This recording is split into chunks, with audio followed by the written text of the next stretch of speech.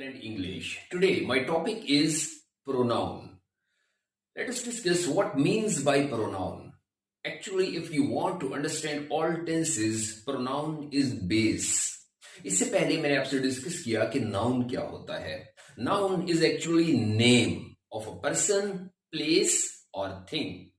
For example, Wahid, Sarah, Sana, Ali. So today, let me discuss what means by pronoun. A pronoun is a word, ऐसा लफ्ज होता है used instead of a noun, जिसे हम noun की जगह इस्तेमाल करते हैं. ऐसा लफ्ज जो नाउन की जगह इस्तेमाल हो. A word that replaces a noun, ऐसा लफ्ज जो नाउन को रिप्लेस करे, उसे हम प्रोनाउन कहते हैं. फॉर एग्जाम्पल, आप कहते हैं सारा is a girl, she is very cute. अब देखिए, सारा इज अ गर्ल, सारा एक लड़की है. सारा इज वेरी क्यूट, सारा बहुत क्यूट है, या ऐसे आना चाहिए था. अब मैंने सारा की जगह क्या लिखा है? शी. तो शी किसकी जगह आ रहा है? सारा की जगह. किसको रिप्लेस कर रहा है? सारा को. ऐसा लफ्ज जिसे हम नाउन की बजाय इस्तेमाल करें, नाउन की जगह इस्तेमाल करें. यहां नाउन क्या आना चाहिए था? सारा इज वेरी क्यूट. तो सारा name of a person noun है, तो नाउन की जगह हमने क्या लिख दिया? शी. अब शी को हम क्या कहेंगे? ग्रामेटिकली शी जो है वो प्रोनाउन है, क्योंकि ये एक ऐसा लफ्ज है जो नाउन की जगह इस्तेमाल हो रहा है. तो अब शी आपको क्या नजर आ रहा है? शी कोई गोभी का फूल है?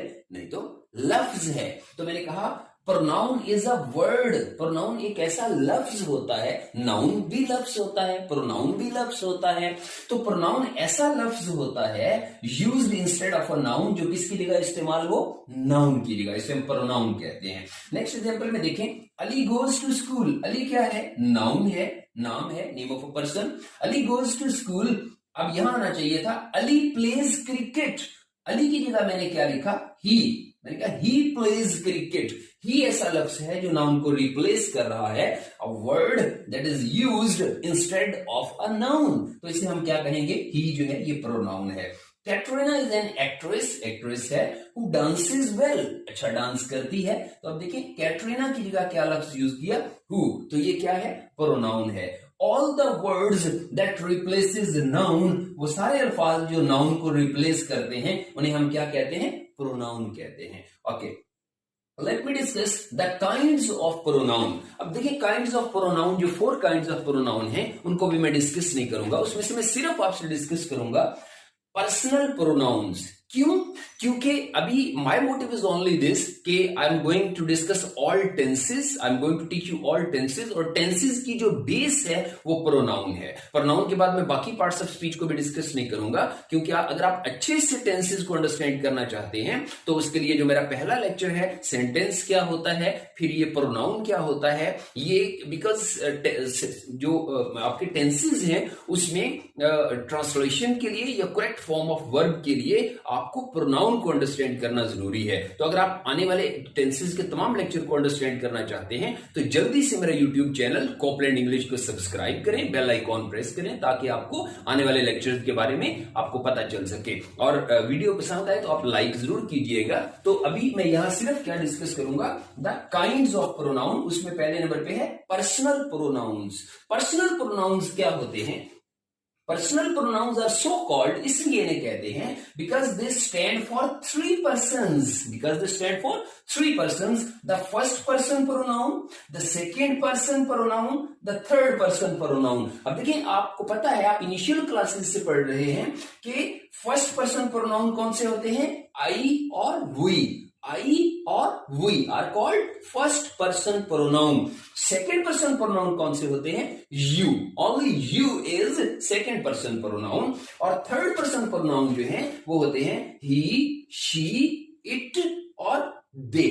इन्हें कहते हैं थर्ड पर्सन प्रोनाउन. अब देखिए, थर्ड पर्सन प्रोनाउन में मैंने इनको सेपरेट करके क्यों लिखा? ही, शी, इट को मैंने अलग लिखा. इन्हें कहते हैं थर्ड पर्सन सिंगुलर. है तो थर्ड पर्सन, लेकिन ये थर्ड पर्सन सिंगुलर इन्हें हम कहते हैं. और दे जो है इसको मैंने अलग लिखा. इन्हें कहते हैं third person plural. They third person plural है, he, she, it third person singular है. ये दोनों ही जो है ही, शी, इट, दे, ये इसको हम थर्ड पर्सन कहते हैं. अब देखिए आई और वी को फर्स्ट पर्सन क्यों कहते हैं? आई और we actually are dialogue starter. I और वी क्या होते हैं? डायलॉग स्टार्टर, इन्हें हम कहते हैं। आई, मैं क्लास में जाऊंगा, मैं बात शुरू करूंगा, मैं आपसे बात करता हूं। अच्छा, आई और वी इन्हें हम कहते हैं डायलॉग स्टार्टर। यू, ये सेकंड पर्सन, इन्हें हम कहते हैं डायलॉग शेयरर। सेकंड पर्सन जिससे हम बात करते हैं, डायलॉग शेयरर, जिससे डायलॉग शेयर किया जाता है।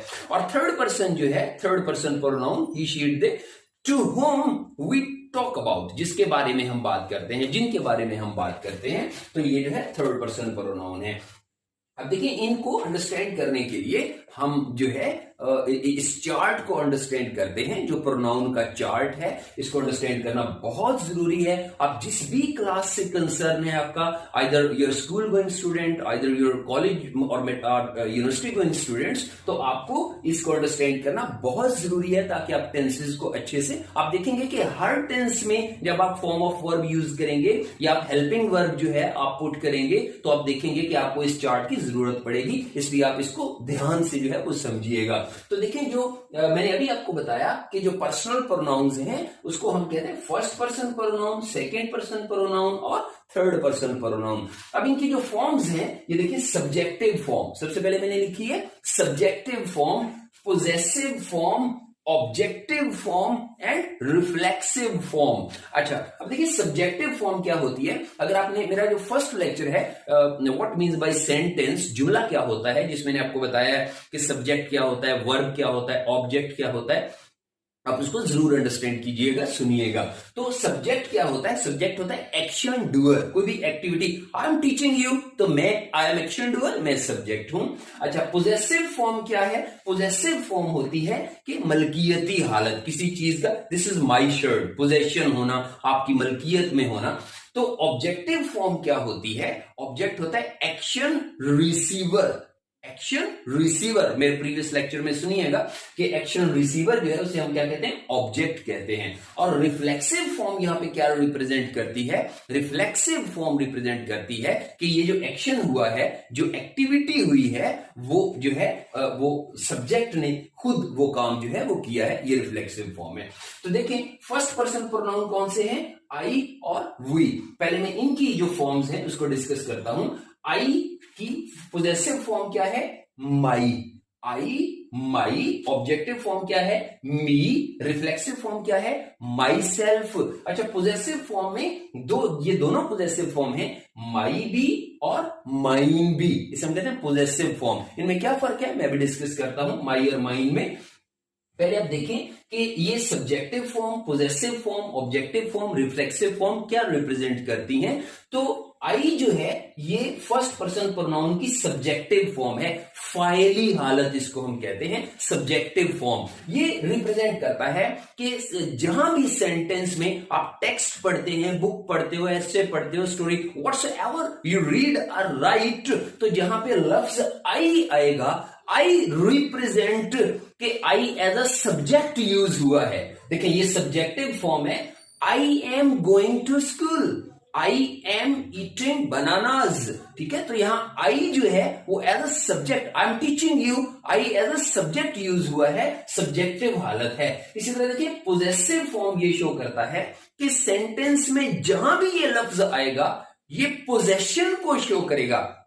देखिए, this is my shirt, this is my watch, possession को शो करता है, मलकियत को शो कर रहा है कि ये फर्स्ट पर्सन प्रोनाउन की पोजेसिव हालत है जहां भी लफ्ज माई आएगा। Okay, what's about mine? Mine के हवाले से आप क्या कहेंगे? ये भी पोजेसिव हालत है, सिर्फ माई और माइन में फर्क इतना है कि माइन थोड़ी सी स्ट्रेस को बढ़ा देता है। मसलन मेरे बच्चे मुझसे पूछते हैं, sir is this your watch? Really? मैं कहता हूं दिस वॉच इज माइन, मेरी है। This is my shirt, this shirt is mine, मेरी है। तो ये जो है पोजेसिव हालतें हैं दोनों। ओके, ऑब्जेक्टिव फॉर्म जो है मी। देखिए, ये जहां भी सेंटेंस में मी आएगा तो शी स्लैप्ड मी, उसने मुझे थप्पड़ मारा। तो मी जो है ये देखें, स्लैप्ड मी, किसको थप्पड़ लगा है? एक्शन रिसीवर कौन है? मैं, मुझे थप्पड़ लगा है। तो यहां मैं, मी जो है एज ऑब्जेक्ट आया है, ठीक है। ऑब्जेक्ट के तौर पर जो है वो है she gave me a gift, उसने मुझे एक गिफ्ट दिया। तो यहां मी जो है एज ऑब्जेक्ट के तौर पर आया है। कभी भी आप इसको सब्जेक्ट के तौर पर यूज नहीं करेंगे। आप ये नहीं कहेंगे me gave him a gift, this is wrong. खैर इसकी डिटेल में बाद में बात करेंगे। माई सेल्फ जो है ये रिफ्लेक्सिव फॉर्म है, किसकी रिफ्लेक्सिव फॉर्म है? आई की। आई क्या है? First person pronoun. आई क्या है?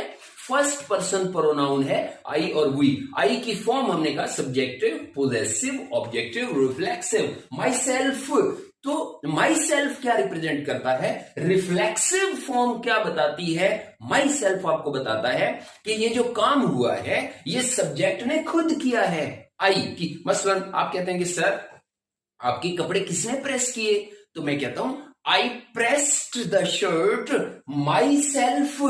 आई pressed this shirt myself, मैंने खुद की है। इस मतलब सब्जेक्ट ने काम खुद किया है, ये रिफ्लेक्सिव फॉर्म है। अब होपफुली आपने अंडरस्टैंड किया कि first person, second person, third person कौन से हैं, और इसी तरह सब्जेक्टिव, पोजेसिव, ऑब्जेक्टिव और रिफ्लेक्सिव फॉर्म क्या रिप्रेजेंट करते हैं। तो इसके बाद कमिंग लेक्चर में सेपरेट से मैं इन सब के सेंटेंसेस बना के मैं आपको टीच करूंगा कि ये कहां पे अगर ये सब्जेक्टिव फॉर्म है तो एज अ सब्जेक्ट कैसे यूज हो रही है सेंटेंस में, ये जो है ये पोजेसिव फॉर्म है तो कैसे यूज हो रही है। साथ में आपको असाइनमेंट भी दे रहा हूं, आप खुद से कागज पेंसिल उठाएं और इस चार्ट के तमाम सेंटेंसेस जो है वो आप बनाएं। पहले आप लिखें आई कोलन लिखें, आगे इंग्लिश में इसका सेंटेंस बनाएं। I am a Muslim, I am going to school. इसी तरह ये तमाम वर्ड्स जो हैं आप इनके सेंटेंसेस बनाएं ताकि आप अंडरस्टैंड कर सकें कि कहां ये एज अ सब्जेक्ट यूज होता है, कहां ऑब्जेक्ट यूज होता है, कहां रिफ्लेक्सिव के तौर पर यूज होता है, पोजेशन के तौर पर कहां यूज होता है। उसकी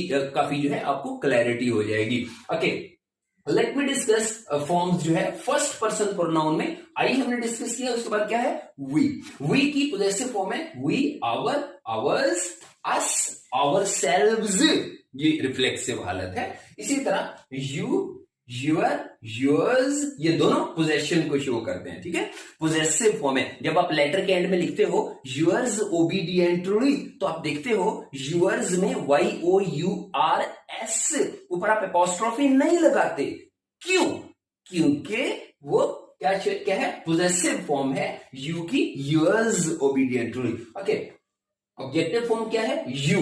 अब देखिए यू सब्जेक्टिव फॉर्म के तौर पर भी आता है, ऑब्जेक्टिव फॉर्म के तौर पर भी आता है। कैसे? आप सेंटेंस बनाएंगे तो आप अंडरस्टैंड करेंगे, या फिर कमिंग लेक्चर में आपको सेंटेंस बना के इंशाल्लाह समझाऊंगा। यूर सेल्फ भी आता है, यूर सेल्व्स भी आता है। If you are talking to one, अगर मैं किसी एक बच्चे को कह रहा हूं कि you should do your homework your self, एक से कह रहा हूं तो योर सेल्फ आएगा, एक से ज्यादा को कह रहा हूं तो योर सेल्व्स आएगा। अगर मैं पूरी क्लास को कहता हूं, मैं कहता हूं you should do your job your selves, खुद करो, ठीक है, सबको कहता हूं तो योर सेल्व्स प्लूरल भी आ सकता है, सिंगुलर भी आ सकता है। ओके, अब थर्ड पर्सन प्रोनाउन जो है उसमें देखिए he, his, him, himself, okay, she, her self.